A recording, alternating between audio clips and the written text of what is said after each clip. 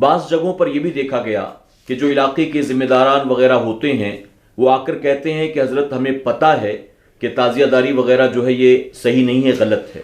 لیکن پھر بھی ہم یہاں کرتے ہیں اور لوگوں کو منع نہیں کرتے، اس کی وجہ کہ اگر ہم اسے بند کر دیں گے تو یہاں جو باطل عقائد والے ہیں وہ خوش ہو جائیں گے، کیونکہ ان میں کچھ لوگ ایسے ہیں جو ہر سال اس کے خلاف پرچے وغیرہ تقسیم کرتے ہیں۔ اگر ہم نے تعزیہ داری، نوحہ، مرثیہ، ماتم، میلہ یہ سب کچھ بند کر دیا تو ان کو خوشی ہوگی کہ ہم نے ان کی وجہ سے اس کو بند کر دیا، تو ہم اس لیے اس کو آج بھی قائم رکھے ہوئے ہیں۔ کیا اس طرح سے ان کا ہیلا بہانہ کرنا، اس طرح کی باتیں بنانا اور پھر غلط چیزوں پر ڈٹے رہنا یہ درست ہے؟ دیکھیے، جہاں تک اہل سنت و جماعت کے بقا کا سوال ہے، یقیناً اللہ تبارک تعالیٰ کی تائید جماعت اہل سنت کے ساتھ ہے۔ اگر بد مذہب کتنے بھی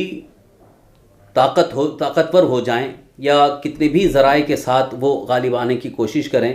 ان کو وہ غلبہ کسی بھی صورت میں نہیں مل سکتا ہے۔ لہٰذا جو عقائد اہل سنت و جماعت پر قائم ہیں، ان کا یہ سوچنا کہ ہم نے صرف اور صرف اس لیے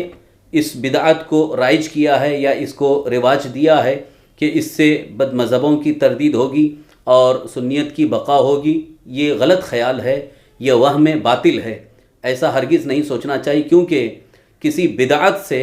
اہل سنت و جماعت یا عقائد اہل سنت و جماعت کی ترویج و اشاعت یا فروغ یا تائید نہیں ہوتی ہے، بلکہ الٹا اس میں بدنامی ہوتی ہے۔ آپ کو اگر حقیقت معلوم ہو جائے تو آپ کو اس پر بڑی شرمندگی ہوگی کہ اس وقت اس دور میں اہل سنت و جماعت کو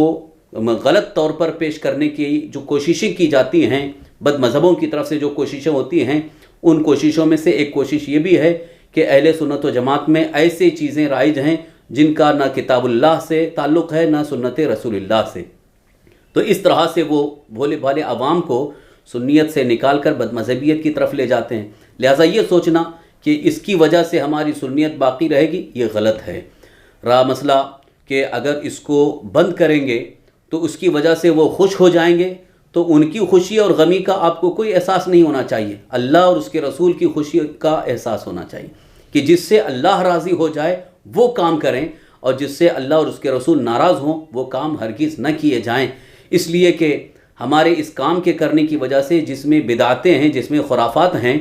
اگر اللہ اور اس کے رسول ناراض ہو گئے تو اس میں ہمارے لیے دنیا اور آخرت کی بربادی ہے۔ لہٰذا یہ سوچنا کہ بد مذہب خوش ہو جائیں گے، یہ خام خیالی ہے۔ ہرگز ایسا خیال ذہن میں نہیں آنا چاہیے، بلکہ جتنی بدعتیں ہیں ان سب کو دور کرنا چاہیے۔ اگر آپ کو اس بات کا احساس ہوتا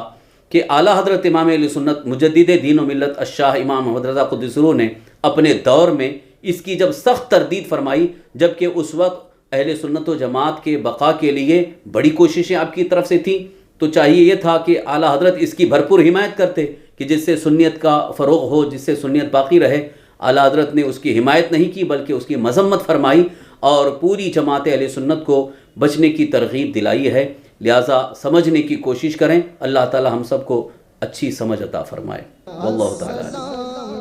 حسین السلام یا حسین السلام یا حسین میرے حسین تجھے سلام میرے حسین تجھے سلام۔